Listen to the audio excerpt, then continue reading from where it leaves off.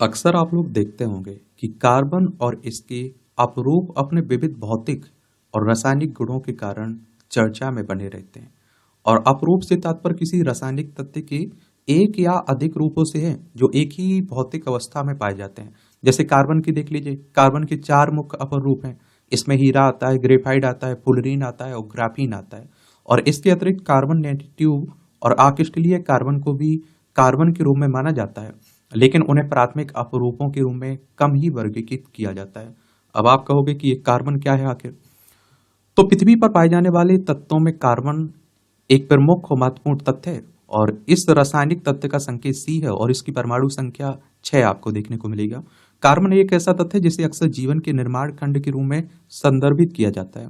और देखिए, इस तरह के टॉपिक के बारे में एक सामान्य जानकारी जरूर रखा करिएगा, क्योंकि आपका सिविल सर्विस एग्जाम हो। स्टेट पीसीएस की बात करता हूं तो सिविल सर्विस की तरह आपके राज्यों में पीसीएस का एग्जाम होता है। यूपी में UP PCS, Bihar PCS, MP में एमपी पीएससी, उत्तराखंड पीसीएस हो गया उत्तराखंड में, छत्तीसगढ़ में छत्तीसगढ़ पीसीएस हो गया।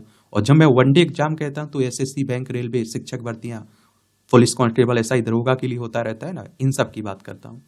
तो आप जिस भी एग्जाम की तैयारी करते हैं उसका पैटर्न, पुराने क्वेश्चन पेपर, सिलेबस उठाकर जरूर देखा करिएगा। क्वेश्चंस पूछे जाते हैं इस तरह के टॉपिक से। तो चलिए इसके बारे में विस्तार से बात करते हैं। कार्बन के अपरूप क्या है? ग्रेफाइट। ग्रेफाइट में प्रत्येक कार्बन परमाणु 3 अन्य कार्बन परमाणुओं के साथ बंध बनाता है और जिससे द्विविमीय फलक बनती है। और यह षटकोणीय तलों में व्यवस्थित कार्बन परमाणु की परतों से बना होता है। विद्युत चालन। तो ग्रेफाइट अपनी परतों के भीतर विस्थानित इलेक्ट्रॉनों की उपस्थिति के कारण विद्युत का अच्छा चालक है। स्नेहक। इसकी परतें आसानी से एक दूसरे के ऊपर फिसल सकती हैं, जिससे यह ठोस स्नेहक के रूप में उपयुक्त हो जाता है। कठोरता। ग्रेफाइट सबसे मुलायम कार्बन अपरूप है। ग्रेफाइट की एक एकल है, एक परमाणु मोटी परत है। इलेक्ट्रॉनिक्स, ऊर्जा भंडार, सेंसर, कोटिंग्स, कंपोजिट और बायोमेडिकल उपकरणों में इसकी संभावना है। और इसका उच्च सतह क्षेत्र और जैव संगतता इसे दवा वितरण, ऊतक इंजीनियरिंग के लिए आदर्श बनाता है। अगर हीरा की बात करें तो यह चतुष्फलकीय संरचना में व्यवस्थित कार्बन परमाणुओं के त्रिविमीय फलकों से बना होता है। यहाँ प्रत्येक कार्बन परमाणु अन्य 4 कार्बन प्रत्येक कार्बन परमाणु अन्य 4 कार्बन परमाणुओं से बंधा होता है। कठोरता।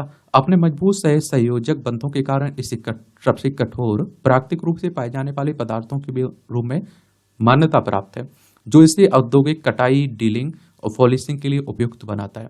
पारदर्शिता। कुछ हीरे दृश्य स्पेक्ट्रम में उच्च पारदर्शिता प्रदर्शित करते हैं, जिससे वे आभूषण में मूल्यवान बन जाते हैं। तापीय चालकता। हीरे में उत्कृष्ट तापीय चालकता होती है, जो उन्हें ताप विकेंद्रीकृत करने में उपयोगी बनाती है। विद्युत चालन। इसके शुद्ध रूप में विद्युत चालकता का अभाव होता है, और क्योंकि इसमें विद्युत का संचालन करने के लिए कोई मुक्त इलेक्ट्रॉन या फिर आवेश वाहक उपलब्ध नहीं होते हैं। प्रयोगशाला में निर्मित हीरे।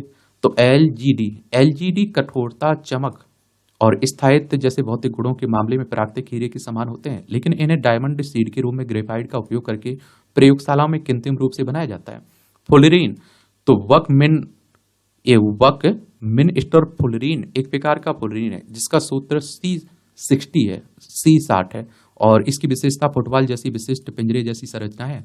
अनुप्रयोग की बात करें तो फुलरीन और उनके यौगिकों में अर्धचालक, अतिचालक, स्नेहक, उत्प्रेरक, विद्युत तार और प्लास्टिक सुदृढ़ीकरण फाइबर के रूप में संभावित अनुप्रयोग हैं। Carbon nanotube.